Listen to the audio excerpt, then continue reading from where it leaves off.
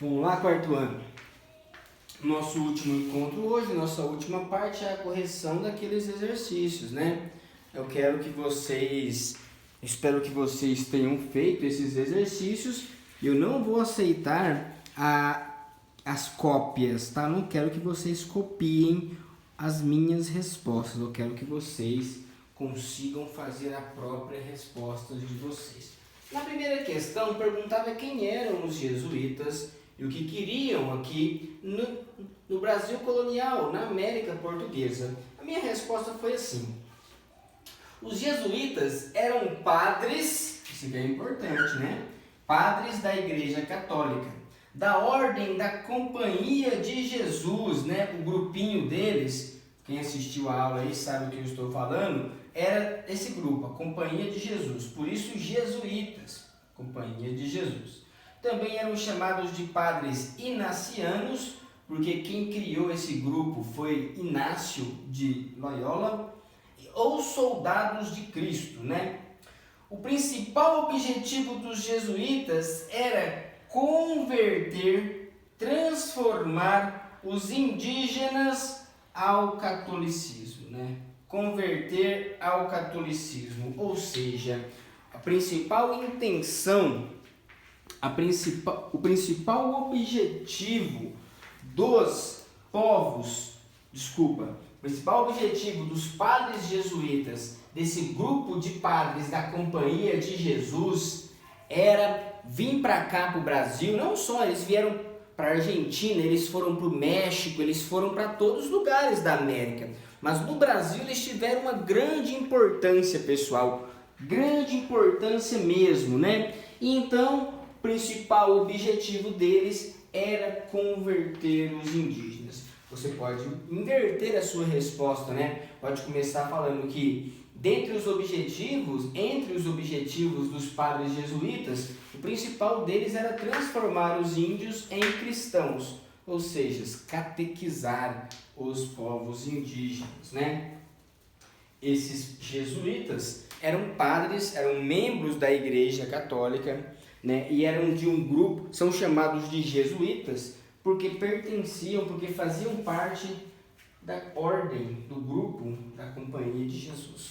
Ok? Então quero que a sua resposta explique o principal objetivo desses padres e explicar quem que eram esses povos, né? Por que eles se chamam jesuítas. Belezinha?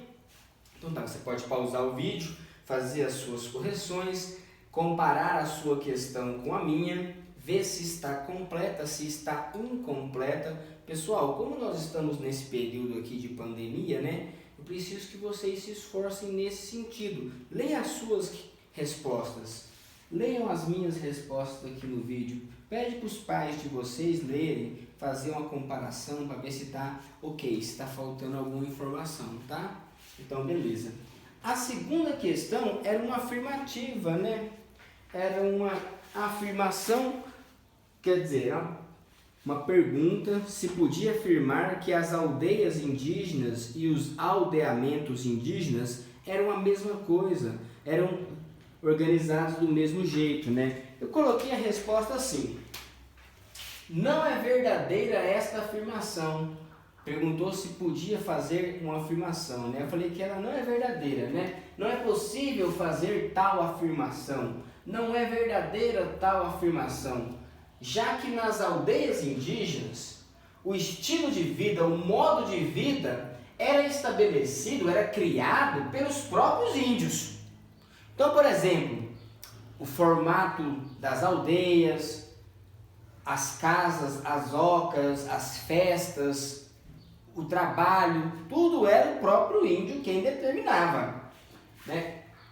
Enquanto isso, nos aldeamentos jesuítas, as normas, regras sociais, as regras de convívio, né? As formas de organizar as casas, a forma de organizar o trabalho, o que pode e o que não pode fazer, eram criados pelos padres que vinham da Europa, né? Então eles tinham, a partir de uma visão, de um ponto de vista, de um modo europeu de viver e não dos nativos. Nos aldeamentos, né, a vida era organizada pelos padres que tentavam colocar o seu estilo de vida aos índios. Então, por exemplo, nas aldeias os índios viviam nus, peladão. Nos aldeamentos os indígenas viviam vestidos.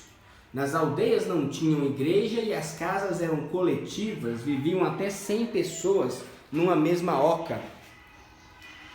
Nos aldeamentos cada família tinha sua casa. Pessoal, tem um carro do picolé aqui.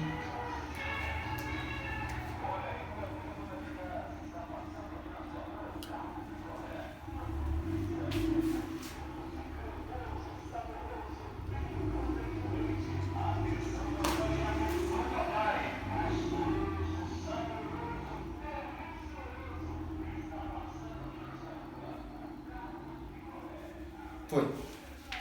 Vamos para a terceira questão, pessoal.